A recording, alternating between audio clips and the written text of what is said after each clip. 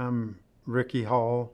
I'm from Charlotte, North Carolina, and I'm with Three Sisters Market and also the West Boulevard Neighborhood Coalition, which is the nonprofit developer for the Three Sisters Market. But I'm a board member of Three Sisters Market. I came to be a board member through efforts to bring food access to the West Boulevard area, an area where 19,000 people have been without a grocery store for 36 years. And we have tried the traditional method on 2 previous occasions. And in 2015, we said we were tired of going after traditional grocery stores because they weren't coming. And the co-op seemed to be the best route to achieve community growth. And that's how we came about Three Sisters Market. Mm-hmm. Why do you think they weren't coming to your community? I don't know whether it was their sense that there was not enough income to be generated from the market, but everybody eats. Even when we had several market studies that proved the viability of the store, we had pro formas, going all the way back to 1991. And on 2 occasions, we built 1 store but didn't get a grocery store. And then you fast forward some years later, through the Housing Authority, we got access to land through Hope 6 and sought to develop a market there. Went through the same process as the first. And at the end of the day, a community was transformed, but no grocery store came. And so, here we are in 2015, and we're saying we're still looking for traditional markets to come our way. After a certain time, you say, they're not coming, we're going to have to do this on our own. And that's what we did. We set a course to pursue the co-op market because it was better suited to meet community needs and address all of the maladies that came with that. So that's how we got there. The ways in which predominantly our area has been served is by dollar stores and convenience stores. And of course, there were the Second Harvest and things like that, organizations that were doing emergency food service, but for the most part, that was the primary means of access. And when you look at those types of establishments, of course, Nourish Up and Second Harvest are only on an emergency basis and doesn't meet community needs long-standing.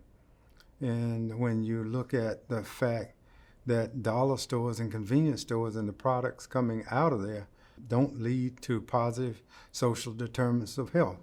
And our area had one of the highest rates of obesity, high blood pressure, heart trouble, all of the social maladies.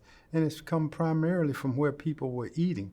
And the only way in which you can change that outcome, you got to provide a better option.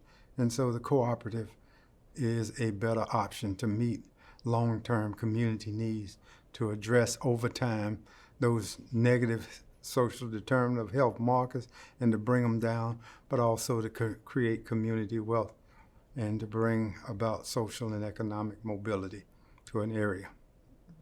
Within our culture, the Black culture, co-ops have always been a part of our legacy, particularly from the mutual aid society perspective, where you would go next door, buy a cup of sugar, or borrow a cup of sugar, egg, things of that nature.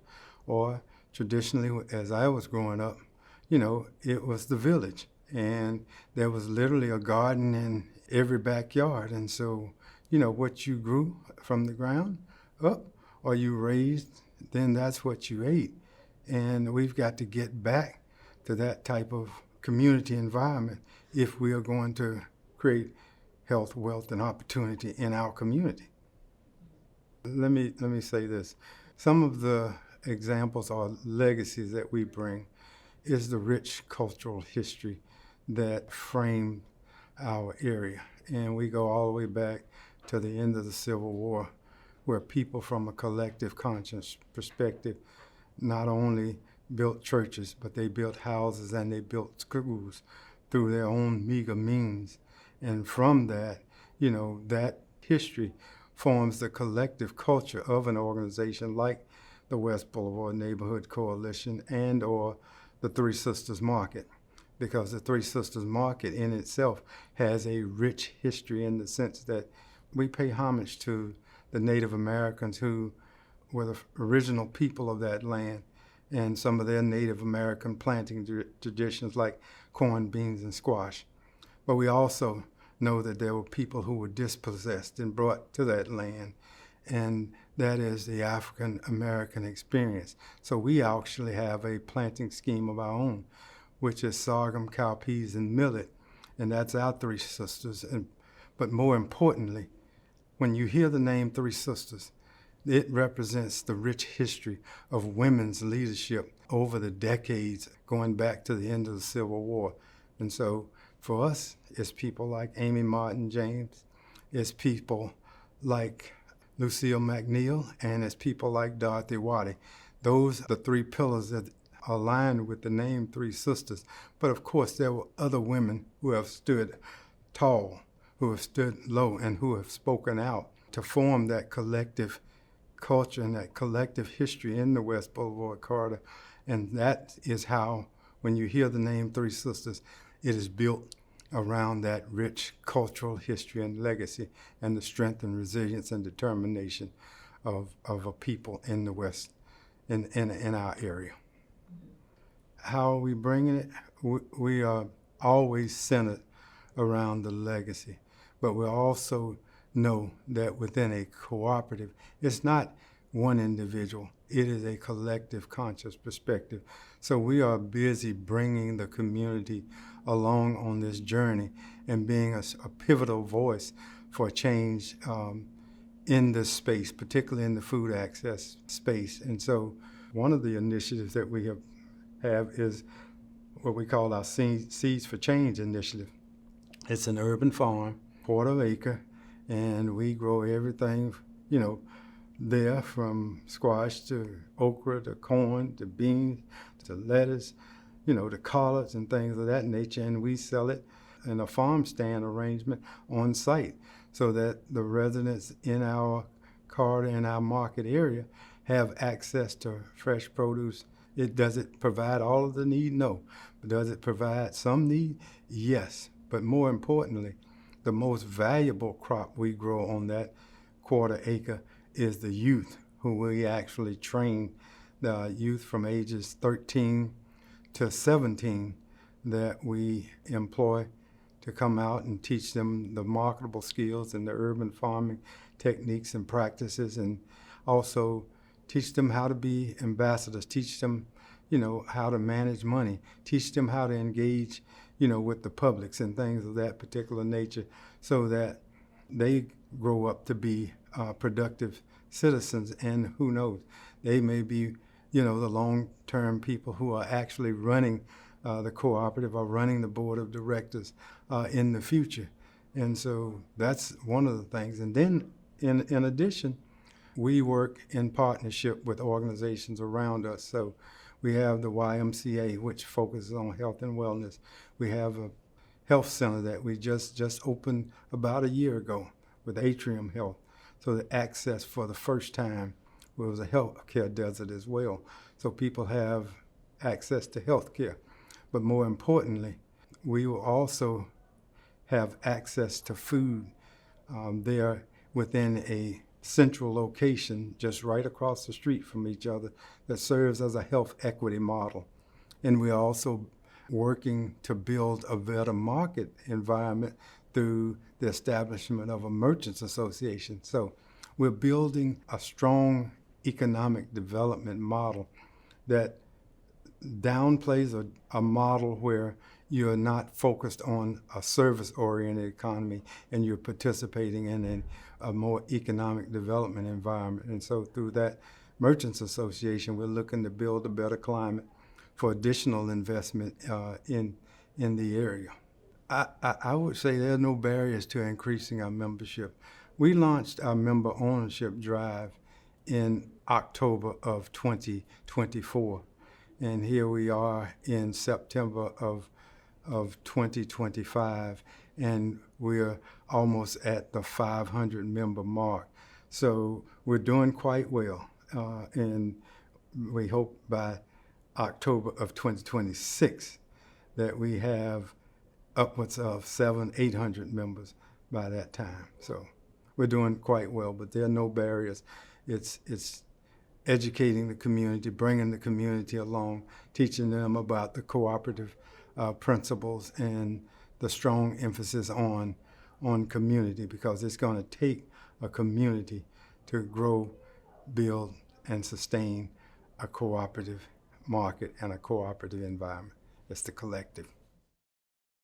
Right now, we're in the midst of a significant capital campaign. We have, a good amount of funds raised, about 6.4, but we need another 10 to get there. And so we're in the throes of an aggressive capital campaign. And so it's going to take the contributions, of across the Charlotte landscape to reach that, because what we don't want to do, we don't want to go into this market with a debt load, because as we know, margins are slim. And so we don't want to have a lot of debt service that imperils the market. And so raising that capital is what it's going to take. But more importantly, growing the community of member owners, growing community through creation of jobs and having employee ownership in the market. But more importantly, that community ownership is going to be key, because it's been 36 years since we had a grocery store. When we opened, we said we're going to own it and it'll never go away. That's going to be the beauty of it. I see vibrancy. I see community. I see health. I see wellness, and I see access. But more importantly, I see the foundation for strong economic growth within our community and the long-term redress to community needs. But more importantly, we see that people's lives are being affected positively by the establishment, the growth, and the sustainability of the Three Sisters Market. That's what I see. If you look at Charlotte, Charlotte is the #2 banking capital in the nation. There's dynamic growth taking place all across the city's landscape. But there are areas like the area in which we are developing that hasn't experienced that type of growth. And what we are actually doing is building the vision and building the model by which people take control over their own lives and conditions, and will be able to match that growth that Charlotte is undertaking. And so it will be a vibrant place for people to come and visit. But more importantly, it'll be a place where people have opportunity and shared space, shared opportunity, and livability as others enjoy.